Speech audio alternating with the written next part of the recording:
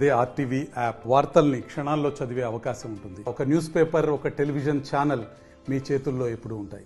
ఉమ్మడి ఆదిలాబాద్లో సినిమా థియేటర్లు మూగమైన పరిస్థితి కనబడుతుంది. అసలు సినిమా థియేటర్లు ఎందుకు మూగబోయాయి, ప్రస్తుతం సినిమా థియేటర్ల పరిస్థితి ఏంది, సినిమా థియేటర్లో పనిచేస్తున్న కార్మికుల పరిస్థితి ఏందో ఒకసారి తెలుసుకుందాం. అసలు మనతో పాటు శ్రీనివాస్ టాకీస్ ఉన్నాడు, మాట్లాడు అన్న. ఏంటి పరిస్థితి, ఎందుకు బంద్ చేసింది అసలు థియేటర్లు? ఈరోజు మన తెలంగాణ కాకుండా ఆంధ్రప్రదేశ్లో కూడా సినిమా థియేటర్లు అందరూ ఒక మన ఫిలిం ఛాంబరు వాళ్ళు అందరూ నిర్ణయం తీసుకోవడం జరిగింది. ఈరోజు సినిమాలు అనేవి చాలా తగ్గిపోయినాయి. పెద్ద హీరోలు 100 కోట్లల్లా తీసుకొని బడ్జెట్లు తీసుకొని ఒక్కొక్క హీరో సంవత్సరం 2 సంవత్సరాల దాకా సినిమా తీయట్లేదు. ఇప్పుడున్న పరిస్థితిలో చిన్న సినిమాలు నడవట్లేదు థియేటర్లలో. ఓటీటీలకు అవన్నీ అలవాటు అయిపోయారు జనాలు, వాళ్ళు ఓటీటీలకు అమ్ముకుంటారు. కాబట్టి సినిమా థియేటర్లో పనిచేసే కార్మికులందరూ ఇవాళ మన ఉమ్మడి ఆదిలాబాద్ జిల్లాలో 20 నుంచి 25 థియేటర్లు నడుస్తున్నాయి. మరి థియేటర్కి ఒక కనీసం 20 నుంచి 25 మంది కార్మికులు పనిచేస్తున్నారు. ఇవాళ వాళ్ళందరూ రోడ్డు మీద రెక్కాడితే కానీ డొక్కాని పరిస్థితి ఉన్నది. వీళ్ళందరూ కూడా రోడ్డు మీద పడే పరిస్థితి ఎత్తున్నారు.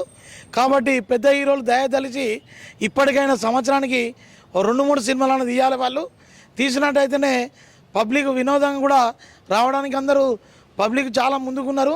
చిన్న సినిమా హీరోలు నడవట్లేదు. కాబట్టి కంపల్సరీ పెద్ద హీరోలు అందరూ కూడా ముందుకు వచ్చి రెమ్యునేషన్ తగ్గించుకొని సినిమాలని తీయాలి. కార్మికులందరూ కూడా మంచి వీలు బతకడానికి కూడా వీలు కలుగుతుంది. అదే కాకుండా లీజర్లు కూడా బాగా లాస్ అవుతుండ్రు. ఇవాళ ఓనర్లు అందరూ లీజుకి ఇవ్వడం జరిగింది. ఇవాళ ఉన్న పరిస్థితిలో నైజాంలో ఏషియన్ యాజమాన్యం కానీ దిల్ రాజు వాళ్ళు కాబట్టి వాళ్ళు చేయబట్టే ఆయన థియేటర్లు కూడా నడుస్తున్నాయి. ఇప్పుడు ఇవన్నీ నడవాలంటే హీరోలందరూ కూడా ఇప్పటికైనా కూడా వాళ్ళు గ్రహించి సినిమాలు తీయాలని చెప్పి మేము అందరం కోరుకుంటున్నాం. చాలామంది కొన్ని వేల మంది దగ్గర 2 స్టేట్లు కలిపి లక్షల మంది కార్మికులు దీని మీద ఆధారపడి బతున్నారు. వీళ్ళందరినీ దృష్టి పెట్టుకొని గవర్నమెంట్ దీని మీద దృష్టి పెట్టాలని కోరుతున్నాం. ఒక విషయం చెప్పండి అన్న, ఏంటి అసలు ఈ ప్రాబ్లం ఎప్పటి నుంచి మొదలైంది? అంతకుముందు ఇటువంటి పరిస్థితి ఉండేనా? ఎంత మేరకు నష్టపోయి ఉంటాం భవిష్యత్తు? ఇప్పుడు దగ్గర కరోనా తర్వాత చాలా అంటే చాలా థియేటర్ల మీద పడ్డ ప్రభావం ఏ వ్యవస్థ మీద పడలేదు. ఇలా కరోనా తర్వాత చాలా నష్టపోయిందంటే సినీ ఫీల్డే. దీన్ని గ్రహించి గవర్నమెంట్ ఇప్పటికైనా దీని మీద శ్రద్ధ తీసుకొని దీనికి ఏదో రకంగా కూడా దీని మీద అదించి హీరోలు అందరూ పెద్ద హీరోలను కూడా పిలిపించుకొని మీరు అందరు గవర్నమెంట్ వీళ్ళ మీద అధ్యయించి కంపల్సరీ సినిమాలు మాత్రం ప్రతి హీరో ఒక్కొక్క హీరోకు 50 నుంచి 100 కోట్లు ఇస్తారు. కాబట్టి వాళ్ళు మెల్లమెల్ల తీసుకుంటారు.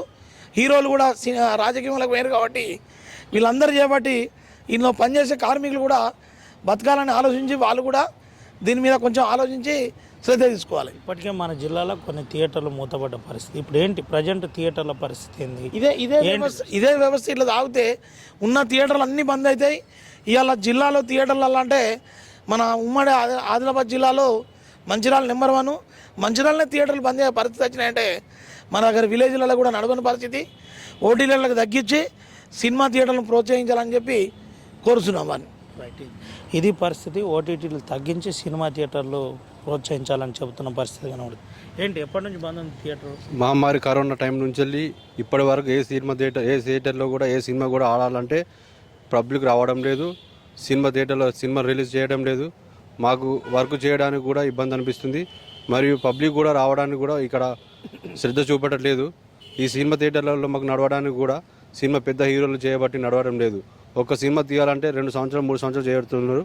దాంతోపాటు వాళ్ళు కొన్ని సంవత్సరాల నుంచి సినిమాలు తీయకుండా మొత్తం వాళ్ళు ఎట్లా అంటే ఇప్పుడు కరోనా టైం నుంచి ఇప్పటి వరకు సినిమాలు కూడా ఏం పెద్ద సినిమాలు రాలేదు. ఇప్పుడు వచ్చిన సినిమాలు కూడా ఏం ఆగట్లేదు. దీనివల్ల థియేటర్లకు పబ్లిక్ రావడానికి కూడా ఇబ్బంది పడుతున్నారు. ఓటీటీలో రిలీజ్ చేయడం జరుగుతుంది.